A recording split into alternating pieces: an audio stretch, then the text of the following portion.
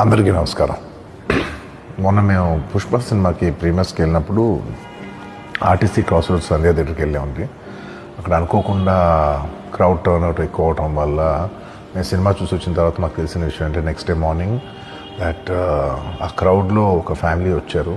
ఆ ఫ్యామిలీ కొంచెం దెబ్బలు తగిలినాయి. అండ్ ముఖ్యంగా ఒక lady, the mother of 2 children, ఆవిడ రేవతి గారని, ఆవిడ నెక్స్ట్ డే మార్నింగ్ అన్ఫార్చునేట్గా ఆవిడ ఆ తొక్కిస్లాట్లో దెబ్బలు తగిలి ఆవిడ చనిపోయారని తెలిసింది.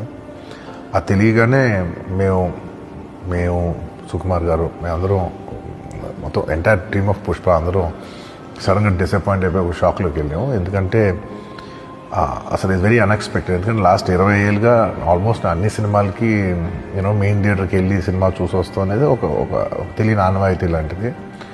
అండ్ ఇన్నేళ్ళుగా ఎప్పుడు జరగలేదు, సడన్గా జరిగేసరికి మేమందరం కూడా చాలా డిసప్పాయింట్ అయ్యి